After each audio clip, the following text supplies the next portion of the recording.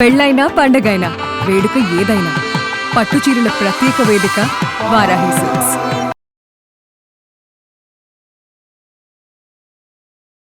నమస్తే, welcome to Suman TV. నేను మీ సాయి భైరి. ఐపీఎల్ 2026లో మ్యాచ్ నెంబర్ 12 ఈరోజు జరగబోతుంది. కేకేఆర్ వర్సెస్ పంజాబ్ మధ్య.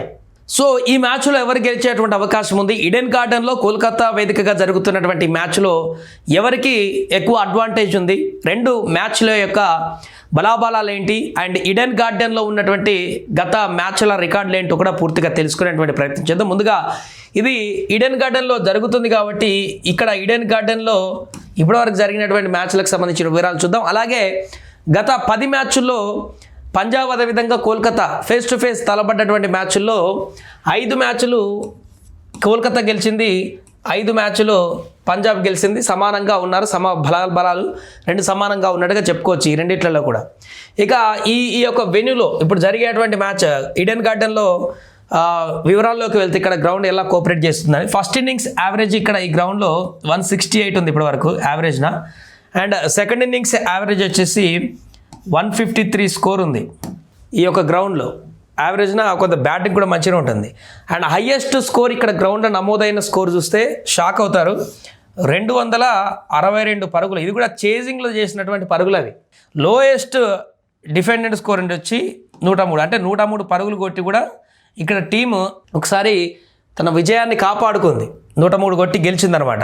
అండ్ అలాగే ఈ గ్రౌండ్లో పేసర్లకి 66% అనుకూలిస్తుంది పిచ్. అదేవిధంగా స్పిన్నర్లకి 34%, బౌలర్స్కి ఫేవర్గా ఉంటుంది, పేసర్లకి అదేవిధంగా స్పిన్నర్కి. అండ్ బ్యాటింగ్ ఫస్ట్ చేసినటువంటి టీం ఇప్పటి వరకు 43% గెలిచింది. బౌలింగ్ ఫస్ట్ చేసినటువంటి టీము 57% గెలుపు రేషియో ఇక్కడ మనకు కనిపిస్తుంది. అంటే చేజింగ్లోనే ఎక్కువగా మ్యాచ్లు గెలిచినటువంటి పరిణామం అయితే మనకి ఇక్కడ ఈ గ్రౌండ్లో కనిపిస్తుంది. ఇది ఈడెన్ గార్డెన్లో ఉన్నటువంటి గత రికార్డ్స్, అదేవిధంగా గత కొన్ని మ్యాచ్ల నుంచి జరుగుతున్నటువంటి పరిణామాలు. ఓవరాల్గా average score first innings 168, second innings 153 అలా వస్తుంది. అండ్ ఇప్పుడు కొంత బ్యాటింగ్కి అనుకూలంగా మారేటువంటి పిచ్లు ఉన్నాయి కాబట్టి ఈజీగా 200 స్కోర్ వచ్చేటువంటి వెన్యూ ఇది. మంచి బ్యాటింగ్ ఫ్రెండ్లీ గ్రౌండ్ కాబట్టి ఈరోజు మ్యాచ్ కూడా పక్కాగా 200 స్కోర్ మనం చూసేటువంటి అవకాశం స్పష్టంగా కనిపిస్తుంది.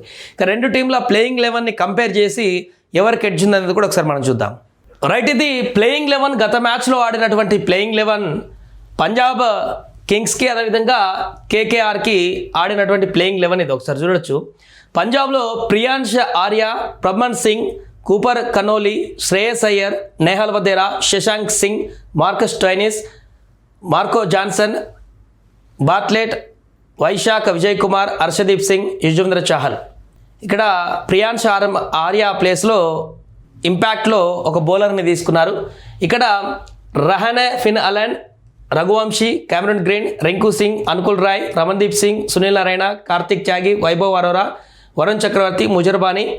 ఇక్కడ ఫిన్ అలన్ ప్లేస్లో ఒక బౌలర్ని ఇంపాక్ట్లో తీసుకున్నారు. దీంతో 12 మంది. ఈరోజు మ్యాచ్లో రచిన్ రవీంద్ర ఆడేటువంటి అవకాశాన్ని ఏమన్నా మనం చూడొచ్చు ఇంపాక్ట్లో. మేబీ కెమెరూన్ గ్రీన్ని పక్కన పెట్టవచ్చు, లేదా ఇంకొకరినైనా కూడా పక్కన పెట్టే అవకాశాన్ని కేకేఆర్ నుంచి మనం చూడొచ్చు. ఎందుకంటే వరుసగా 2 మ్యాచ్ల్లో ఓడిపోయింది కేకేఆర్. ఇప్పుడు ఈడెన్ గార్డెన్లో జరుగుతున్నటువంటి మ్యాచ్ కాబట్టి ఖచ్చితంగా గెలవాలని చూస్తుంటుంది. కాబట్టి కొన్ని మార్పు చేర్పులు ఖచ్చితంగా ఈరోజు ప్లేయింగ్ 11లో కేకేఆర్ చేయబోతుంది, ఖచ్చితంగా చేస్తుంది కూడా. అండ్ అలాగే ఓపెనింగ్ ఇక్కడ లెఫ్ట్ రైట్ కాంబినేషన్లో సునీల్ నారాయణ్ మరలా ఫిన్ అలన్తో కలిసి ఓపెనింగ్ పార్ట్నర్షిప్కి వచ్చేటువంటి అవకాశం మనం చూడవచ్చు ఈ మ్యాచ్లో. ఎందుకంటే సునీల్ నారాయణ్ గతంలో ఓపెనింగ్లో వచ్చి ఏం చేశారో చూసాం. మరి ఈ సీజన్లోనే ఓపెనింగ్ దించకుండా తన బౌలర్ లాగానే చూస్తున్నారు. తన బౌలర్లానే కాకుండా పవర్ ప్లేలో ఉన్నటువంటి 2-3 ఓవర్లైనా కూడా 30-40 కొట్టేసి వెళ్ళిపోయేటువంటి హార్డ్ హిట్టర్ కింద సునీల్ నారాయణ చూస్తుంటారు. కేకేఆర్ వాడిందే ఓపెనర్గా కేకేఆర్ టీమే మొదట్లో సునీల్ నారాయణని, మళ్ళీ మధ్యలో ఆపేసినట్టున్నారు. బట్ ఇప్పుడు మళ్ళీ తీసుకునేటువంటి అవకాశం ఉంది ఇక్కడ. ఎందుకంటే ఒకవైపు ఫిన్ అలన్ విధ్వంసం చేస్తున్నాడు 1-2 ఓవర్లలో, దాంతోపాటు సునీల్ నారాయణ కూడా ఉంటే పవర్ ప్లేలో రావాల్సినటువంటి పర్ఫార్మెన్స్ వచ్చేస్తుంది. ఆ తర్వాత మిగతా వాళ్ళకి ఈజీ అవుతుంది. కాబట్టి ఈ ఐడియా ఇంప్లిమెంట్ చేస్తారు చూడాలి కేకేఆర్కి. అండ్ పంజాబ్కి వచ్చేసరికి ఇక్కడ పెద్దగా ఏం మార్పులు ఉండకపోవచ్చు, యాజ్ ఇట్ ఈజ్ ఉంటుంది. కాకపోతే ఇక్కడ చాలా ప్రెషర్ పడుతుంది ఎవరికంటే శ్రేయస్ అయ్యర్కి పంజాబ్ టీం నుంచి. చాలా కీలకమైనటువంటి థ్రెట్లో ఉన్నాడు ఇప్పుడు పంజాబ్ కెప్టెన్ శ్రేయస్ అయ్యర్. ఎందుకంటే గత 2 మ్యాచ్ల్లో కూడా స్లో ఓవర్ రేట్ కారణంగా పెనాల్టీ ఎదుర్కొని డిమెరిట్ పాయింట్స్ కూడా పెరిగినటువంటి శ్రేయస్ అయ్యర్కి ఈ మ్యాచ్లో కనుక స్లో ఓవర్ రేట్ కనుక కొనసాగించినట్లయితే మొత్తానికి నిషేధం పడేటువంటి అవకాశం ఉంది ఇంకొక మ్యాచ్ వరకు. సో ఆ యొక్క టెన్షన్ కూడా ఉంటుంది, మ్యాచ్ని డీల్ చేయడమే కాకుండా ఆ టెన్షన్ కూడా ఉంటుంది. కాబట్టి శ్రేయస్ అయ్యర్కి కొంత ఆ బడ్డను పడేటువంటి అవకాశం కనిపిస్తుంది. ఇదే టీంతో వారు బరిలోకి దిగుతారు. ఓపెనింగ్ ప్రియాన్స్ ఆర్యా, ప్రమాణ్ సింగ్ పర్ఫెక్ట్గా కనిపిస్తున్నారు బ్యాటింగ్ ఆర్డర్ చూస్తే. కూపర్ కర్నూలు కూడా వరుసగా 2 మ్యాచ్ల్లో కూడా మంచి ప్రదర్శన చేశాడు. శ్రేయస్ అయ్యర్ గత మ్యాచ్లో హాఫ్ సెంచరీ కొట్టి తన బ్యాటింగ్ ప్రదర్శన ఎలా ఉంటుందో చూపించాడు. నేహాల్ వదిరా కూడా ఇంపాక్ట్ చూపిస్తున్నాడు. శశాంక్ సింగ్ ఇంకా అంత పెద్దగా ఆపర్చునిటీ తనకు రాలేదు, చూస్తున్నాడు. మార్కస్ స్టోయినిస్ కూడా అవసరం ఉన్నప్పుడు తన బ్యాట్ జులిపిస్తాడు. బ్యాటింగ్ ఆర్డర్లో పంజాబ్కి ఈ ఆర్డర్ మనకు కనిపిస్తుంది. కేకేఆర్ చూస్తే అజింక్య రహానా మొదటి మ్యాచ్ ఆడాడు కానీ 2వ మ్యాచ్లో విఫలమయ్యాడు ఘోరంగా. ఫిన్ అలెన్ తను ఉన్నంతసేపు విధ్వంసం సృష్టించడంలో కీలక దిట్ట అని చెప్పాలి. ఫిన్ అలెన్ లాస్ట్ మ్యాచ్లో కూడా SRHతో మ్యాచ్లో కూడా ఒకే ఓవర్లు 20కి పైగా 25 పైగా స్కోర్ చేసి విధ్వంసం సృష్టించి వెనుదిరిగాడు. ఇంకొక 2 ఓవర్లు ఉంటే ఏం జరుగుతుందో మనందరికీ తెలిసింది. తుఫాను ఉన్నంతసేపు తుఫాను సృష్టించి సునామీ సృష్టించి వెళ్ళిపోతాడు. ఇలాంటి ఫిన్ అలెన్ ఇంకొక పవర్ ప్లే మొత్తం ఉంటే మాత్రం ఆ స్టోరీ వేరేగా మారిపోతుంది మొత్తం కూడా. సో అజింక్య ప్లేస్లో ఇప్పుడు సునీల్ నారాయణ వస్తాడా, అజింక్య రహానా వస్తాడా అనేది చూడాలి. తర్వాత రఘువంశీ, క్యామరన్ గ్రీన్ ఒక్కడే చాలా హెవీగా కాస్ట్ పెట్టి తీసుకున్నారు కేకేఆర్, కానీ అనుకున్న స్థాయిలో రాణించట్లేదు ఇప్పటివరకు. 2 మ్యాచ్లో కూడా విఫలమయ్యాడు. రింకు సింగ్ గత మ్యాచ్లో కొంత బర్డెన్ భుజాల మీద వేసుకున్నాడు మ్యాచ్ని గెలిపించేటువంటి ప్రయత్నంలో, కానీ అవుట్ అయిపోయాడు. అనుకుల్ రాయ్ కూడా, రమన్దీప్ కూడా వెయిట్ చేస్తున్నారు ఒక మంచి నాక్ కోసం. సో ఇక్కడ బ్యాటింగ్ విధ్వంసాన్ని చూస్తే కొంచెం బ్యాలెన్సింగ్గా, స్ట్రాటజిక్గా, కన్సిస్టెన్సీగా పంజాబ్ మంచి కనపడుతుంది. బట్ భీకరమైనటువంటి బ్యాటింగ్ లైనప్లో మాత్రం కేకేఆర్ హెవీగా కనిపిస్తుంది. రింకు సింగ్ కానీ, ఫిన్ అలెన్ కానీ, రఘువంశీ కానీ.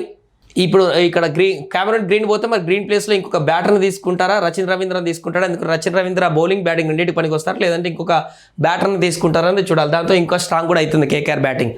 సో ఈరోజు ఈడెన్ గార్డెన్లో జరిగేటువంటి మ్యాచ్లో బౌలింగ్ కూడా చూడండి. ముజర్బాన్ ఇక్కడ గత మ్యాచ్లో 4 వికెట్లు తీసి పర్ఫెక్ట్గా తన బౌలింగ్ ప్రదర్శన చేస్తున్నాడు. వరుణ్ చక్రవర్తి మాత్రం 2 మ్యాచ్లో 2 విఫలమైపోయాడు. మరి ఈ మ్యాచ్లో వరుణ్ చక్రవర్తిని ఉంచుతారా, ఇంకొక బౌలర్కి అవకాశం ఇస్తారా అనేది కూడా చూడాలి కేకేఆర్ నుంచి. వైభవ్ అరోరా కూడా, కార్తిక్ త్యాగ్ కూడా పర్వాలేదు అనిపిస్తున్నారు. సో బౌలింగ్ ఆర్డర్లో చూస్తే ఇక్కడ కేకేఆర్తో పోలిస్తే పంజాబ్కి కొంత స్ట్రాంగ్గా కనిపిస్తుంది. యజువేంద్ర చాహల్ లాస్ట్ మ్యాచ్లో 1 వికెట్ తీశాడు, అంతకుముందు 2 తీశాడు. హర్షదీప్ సింగ్ ఒకడే గత 2 మ్యాచ్లో కూడా అనుకున్న స్థాయిలో రాణించట్లేదు. వైశాఖ్ విజయ్ కుమార్ కూడా 2 వికెట్ తీశాడు గత మ్యాచ్లో. బార్ట్లెట్ కూడా రాణిస్తున్నాడు, జాన్సన్ కూడా అద్భుతంగా బౌలింగ్ చేస్తున్నాడు. కాబట్టి బౌలింగ్లో కొంత పంజాబ్కి అడ్వాంటేజ్ కనిపిస్తుంది.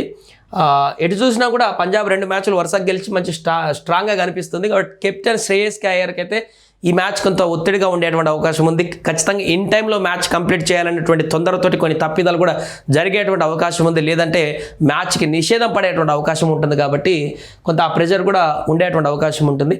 ఏదేమైనా పంజాబ్ కొంత స్ట్రాంగ్గా ఉన్నట్టు కనిపిస్తుంది. కానీ జరిగేది ఈడెన్ గార్డెన్లో మ్యాచ్ కాబట్టి ఇక్కడ ఎవరో గెలిచేటువంటి అవకాశం ఉందంటే ఇప్పటికి 2 మ్యాచ్లు ఓడిపోయినటువంటి కేకేఆర్ ఖచ్చితంగా 3వ మ్యాచ్ గెలవాల్సినటువంటి పరిస్థితి. కాబట్టి గెలవడానికి విశ్వ ప్రయత్నాలు చేస్తారు.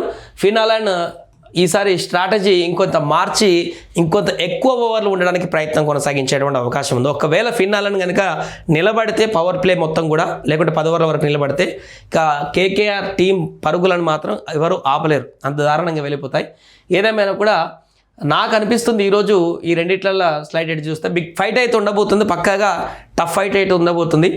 కానీ కేకేఆర్ఏ గెలిచేటువంటి అవకాశాలు ఎక్కువగా ఉన్నట్టు నాకు కనిపిస్తుంది. ఈరోజు మ్యాచ్లో పక్కగా కేకేఆర్ కంబ్యాక్ చేస్తుంది, మంచి స్ట్రాంగ్గా బ్యాటింగ్ లైనప్ ఉంది. కాబట్టి కేకేఆర్ చేసేటువంటి అవకాశం ఉంది ఈ మ్యాచ్లో. అదేవిధంగా 40% పంజాబ్ గెలిచేటువంటి అవకాశం ఉన్నట్టుగా మనం చెప్పుకోవచ్చు ఈ మ్యాచ్లో. సో అలా జరుగుతుందని చెప్పలేం, బట్ నా అంచనా వరకు అట్లా జరగవచ్చు, లేదంటే లేదు కూడా. అండ్ మీకేమనిపిస్తుందో కూడా కామెంట్ చేయండి. కేకేఆర్ గెలుస్తుందా, పీబీఎస్కే గెలుస్తుందా, ఏది గెలుస్తుంది ఈరోజు మ్యాచ్లో అనేది కూడా మీ అంచనా కూడా కామెంట్ చేయండి. మ్యాచ్ తర్వాత మనం నెక్స్ట్ వీడియోలో, రేపటి వీడియోలో దీని గురించి కూడా మాట్లాడుకుందాం. ఇది నిజమవుతుందా లేదా, ఈ ఉన్నటువంటి స్ట్రాటజీ ప్రకారం ఏ రకంగా ముందుకు వెళ్తారు ఈరోజు టీం మెంబర్స్ అనేది చూద్దాం.